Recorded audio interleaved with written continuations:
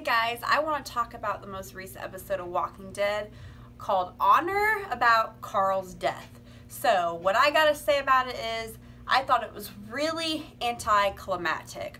Of all the Walking Dead deaths, of all the characters that have died, Carl's felt flat and it felt anticlimactic. And one of my things I gotta say is, what was up with that music? When it showed Carl being bit and we were playing some teen music that sounded like something an indie teen romance movie, what was up with that? Every single character of Walking Dead has had a super sad song. The music is tense, it's serious, the atmosphere is serious, and it's very sad. I didn't really feel that way at all with Carl.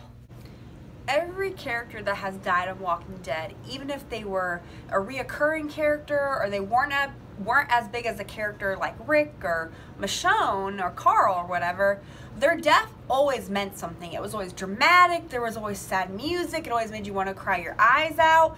This, I didn't cry my eyes out when Carl died. I shed like one tear when Carl said that he loved Michonne and Michonne said she loved Carl. But usually Walking Dead, I'm crying. Like, I'm bawling my eyes out.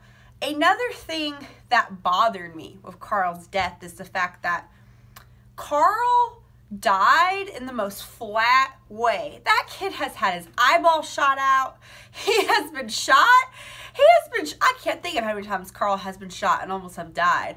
And the fact that he died from a bite, and it was just like, oh, whoop, Carl got bit on the stomach. There was no thrill. There wasn't anything there.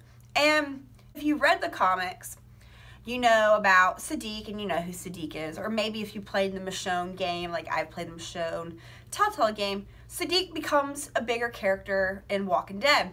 Well, Siddiq has only been on Walking Dead for a couple of episodes.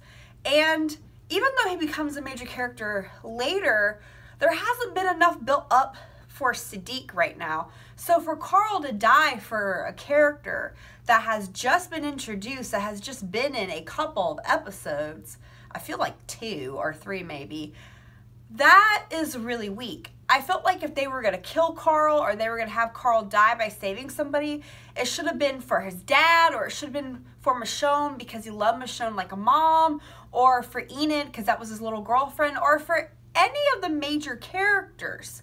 So for Carl to die for somebody who's introduced as a brand new character, that was really, really flat. I feel like the way they should have killed Carl is it should have been Negan.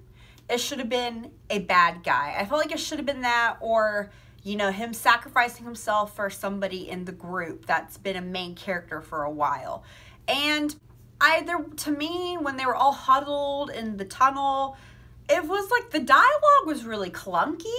It felt kind of awkward. Like, it felt like, I don't even blame the actors, because it felt like that there wasn't a lot for them to go off of, because they're just sitting in this tunnel. You know, Carl's bit, you know, he's looking sweaty, he's looking sick. So I really didn't feel like there was a lot even for the actors to play off of. And all the Walking Dead performances, every time a character has died, like, their performances are just like heart-wrenching. Like, it just breaks your heart. It's just really, really good performances. And this felt really flat with Carl. And I feel like that this whole death with Carl was a last-minute decision. I felt like that they rewrote this.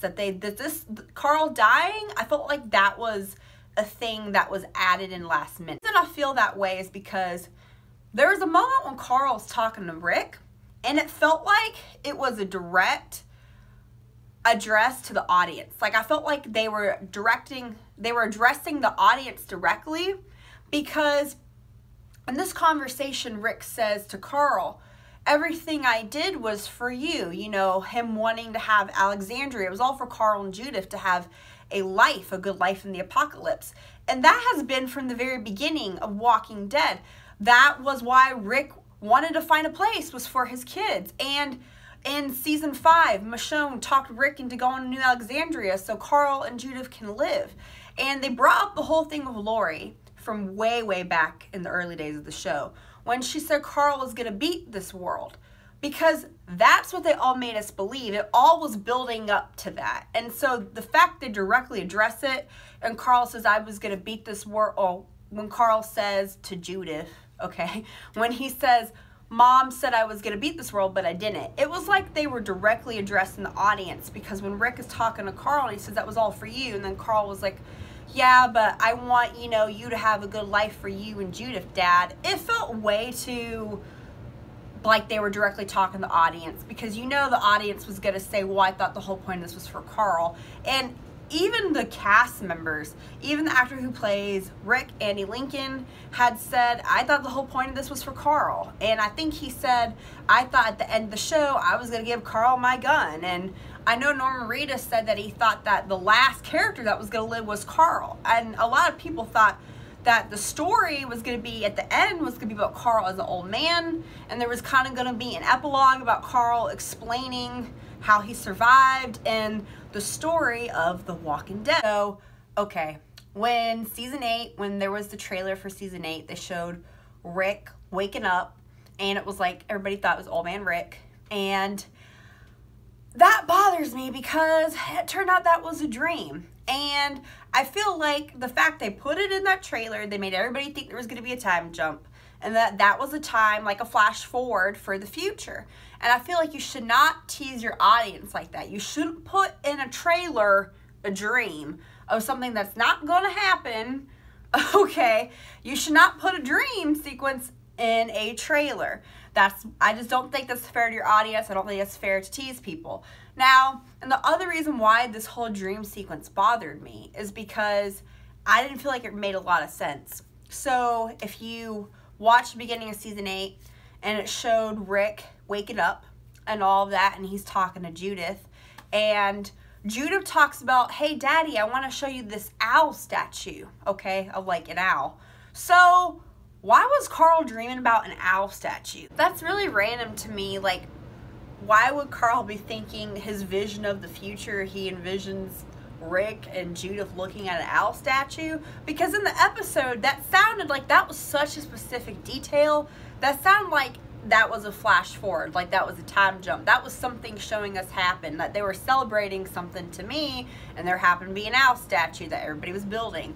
And the other thing that bothers me about this dream thing is the fact Negan was there.